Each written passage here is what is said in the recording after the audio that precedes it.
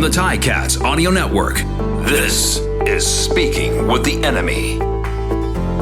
And as we continue our look around the CFL on Speaking with the Enemy Free Agency edition, we head west where I'm told it's very cold today in Edmonton, but getting warmer. So as we dig ourselves out here in Ontario of all the snow, joined by Morley Scott, he's the play-by-play voice on 630 Ched in Edmonton. Morley, do I have my facts right on that? Is it minus 20 right now, but getting up to 6 by tomorrow? Is that right? It was minus 28 overnight, and that's without the wind chill. So yeah, it's still cold here, but it's going above zero today.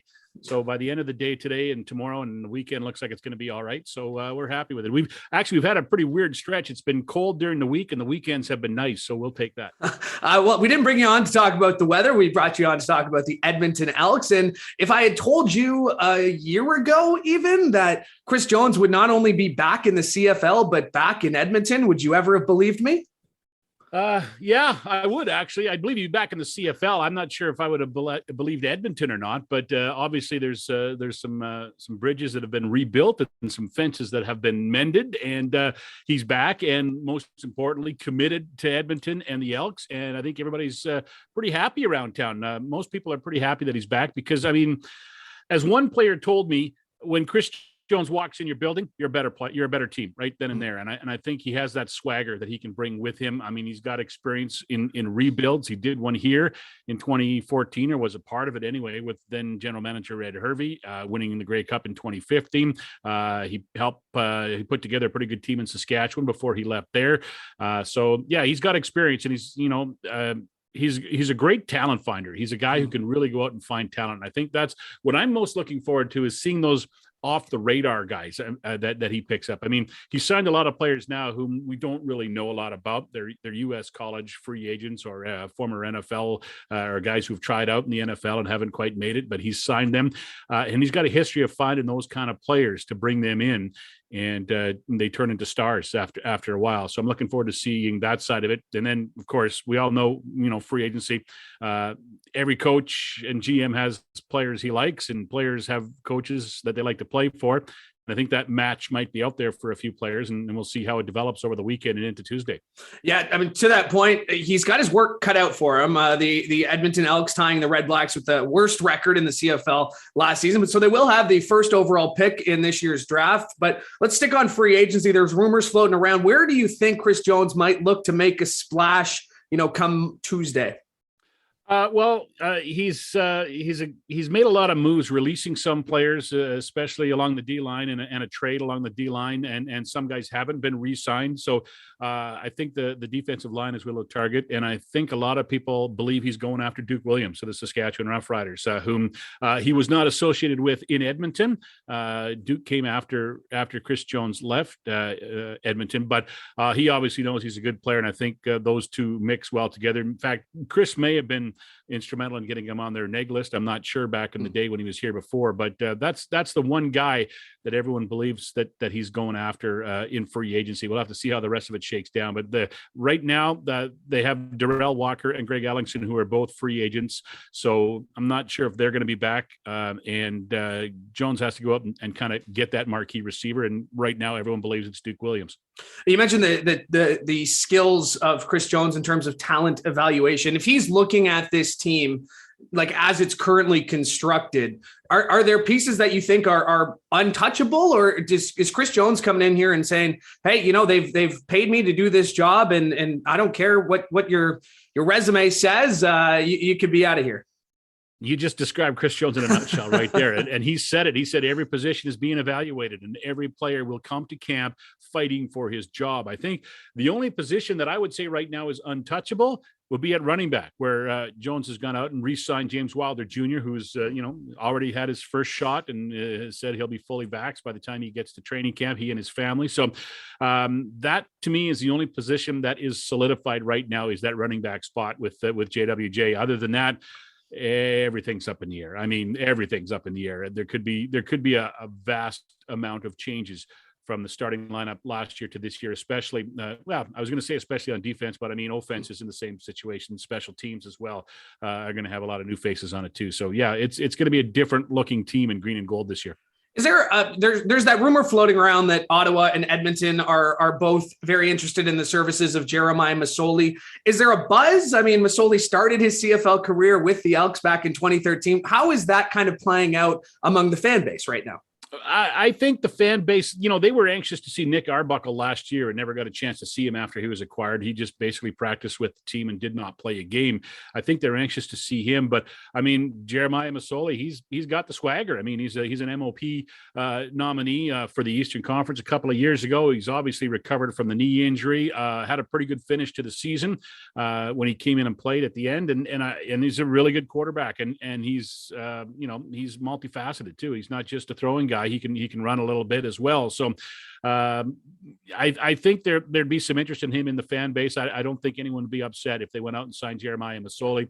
I gotta wonder, what Jones is thinking and his offensive coaching staff about Taylor Cornelius and where he fits in. A guy who's got a lot of potential, a lot of skill, had a rough year last year in certain areas, but I mean, he had a rough year on a really bad football team at times. So he might have the potential and might have the interest that Jones says, he's 6'5", he's got a great arm. He might be the guy they want to work with and kind of mold a little bit, but we'll see. And Nick Arbuckle is a bit of a question mark too. A guy who had a really good run in Calgary in 2019 when he filled in for Bo Levi Mitchell, and that made him the hottest prospect at quarterback. But since then, he hasn't been able to turn the page and move forward like I think a lot of people thought he would, especially in Toronto with Ryan Dinwiddie as his coach. It didn't materialize, and they chose to go with McLeod Bethel Thompson over him and traded him here, so where he never got a chance to play, like I said. So he hasn't played a lot, and he hasn't got a chance to prove himself. And I'm interested to see how he works out as well. The Elks have signed him. He is under contract for next year. So and is Taylor Cornelius. So those are the guys that I think that right now are at the top of the depth chart, but that could all change on Tuesday at noon Eastern time, right? Yeah, it should be very fun to watch. You mentioned Duke Williams as a name. Is there somebody else you think, or is there a certain position? You mentioned DN. Is there there are a lot of names floating around, a lot of guys still yet to be signed, and especially with the Elks, new president, after last season, you want to get right back in there. You want the fans to get excited about this team again. Do you think that's kind of part of the thinking that, if we can bring in a couple of big name guys, we can get back to winning ways sooner rather than later? I think so. Jones has a history of being able to turn it around rather quickly. I mean, he took a 4-14 team from 2013 when he came to Edmonton and turned them into a 12-win team in 14 and then a 14-win team in 15 and the Grey Cup. It was a little slower in Saskatchewan. He had a rough year his first year, but after his first year, they were a pretty good team in year 2 and 3. So, and it was mostly kind of his team in the year after he left as well. And they had a pretty good team that season also with Craig Dickinson in charge. So, I'm not sure. It's hard to get a handle on where he's leaning because he's already shown a penchant for bringing in some veteran players, and he's done that with Tony Washington, coaxing Darius Bowman out of retirement, getting the contract for Manny Arsenault as well. He seems to want some stability at some positions with some veteran guys he's familiar with, and that's kind of been his MO over the years too. So if you look at the free agency list, maybe draw some lines to where these guys have met up before. Maybe Ed Gainey's a guy. He's released a couple of defensive backs that started here last year since he's arrived. Ed Gainey pretty much has said he's not going back to Saskatchewan. I believe Jones recruited him to Saskatchewan, so we'll see if there's a connection there come Tuesday as well. You've obviously followed the league quite a long time. What do you make of this legal tampering period? It's a fan. There's a lot of fan engagement on it, especially like you said, Ed Gainey with that cryptic tweet. Just your thoughts on this tampering period. Does it make Tuesday a little more exciting?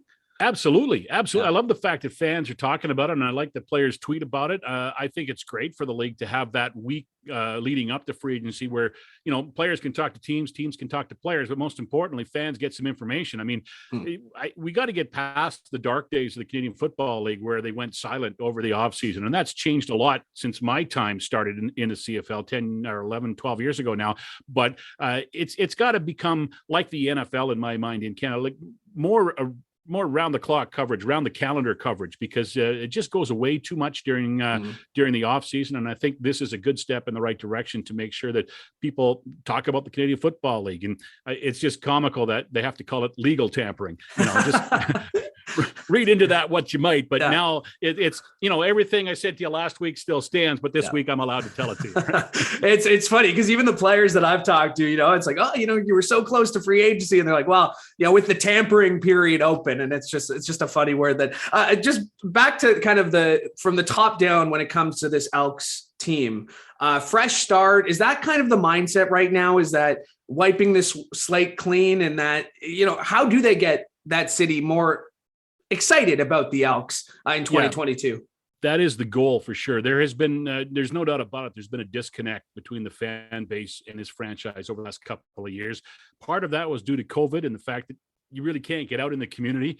But part of that was done because of the way things were handled to a certain extent, and fans were upset about, the new mobile ticketing. The LRT went down here going to the stadium. That's not the Elks' fault, but it's their problem, and they've had to deal with it, and they get the complaints about it. There's just been so many things that have just kind of gnawed at the fan base. And now they got to a point near the end of last season where they're just fed up with it. And they just wanted wholesale changes, and they got it. Credit to the Elks board of directors for listening to the fans. You can't take direction from the fans all the time, right?